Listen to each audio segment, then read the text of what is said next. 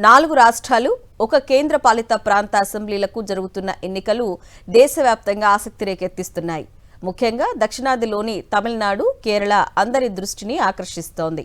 ఈ 2 రాష్ట్రాల్లో బలంగా సత్తా చాటాలని భారతీయ జనతా పార్టీ తీవ్రంగా ప్రయత్నిస్తోంది. తమిళనాడులో ఎన్డీఏ ప్లాన్ బి రెడీ చేసిందా? ద్రవిడ నాట పాగా వేయడానికి బీజేపీ వ్యూహం ఏంటి? దళపతి విజయ్ ముఖ్యమంత్రి పీఠం అందుకోబోతున్నారా? తమిళనాడు అసెంబ్లీ ఎన్నికల్లో అరంగేట్రం చేస్తున్న విజయ్ పార్టీ తమిళగ వెట్రి కలగంపై భారీగా అంచనాలున్నాయి.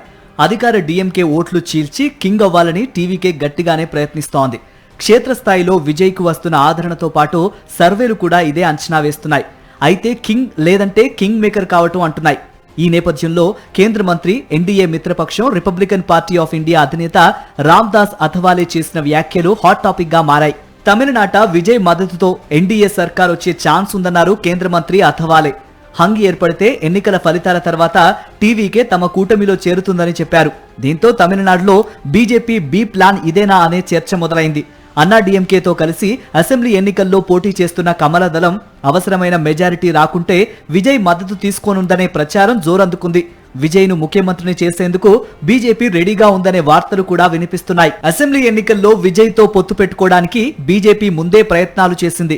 విజయ్ 2.5 సంవత్సరాలు అన్నా డీఎంకే జనరల్ సెక్రటరీ పళనిస్వామి మరో 2.5 ఏళ్లు ముఖ్యమంత్రిగా ఉండేలా చర్చలు జరిగినట్లు కథనాలు వచ్చాయి. టీవీకే ప్రధాన కార్యదర్శి అదవ్ అర్జున కూడా దీనిని ధృవీకరించారు.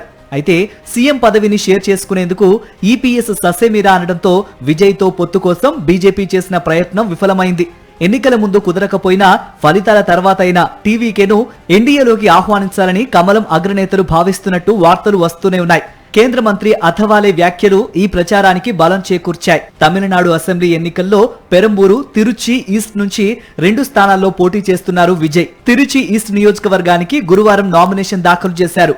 అయితే విజయ్ ర్యాలీలో భద్రతా లోపాలు జరుగుతూనే ఉన్నాయి. తిరుచిరాపల్లిలో నిర్వహించిన విజయ్ నామినేషన్ ర్యాలీలో కారు ఢీకొట్టి కానిస్టేబుల్ కు గాయం కాగా మరో మహిళ స్పృహ తప్పి పడిపోయింది. టీవీకే వాలంటీర్లు వారికి సహాయం అందించారు. మరి ద్రవిడ యుద్ధంలో విజయ్ కింగ్ అవుతారా, లేదంటే కింగ్ మేకర్ అయ్యి చక్రం తిప్పుతారా తెలియాలంటే మరికొన్ని రోజులు ఆగాల్సిందే.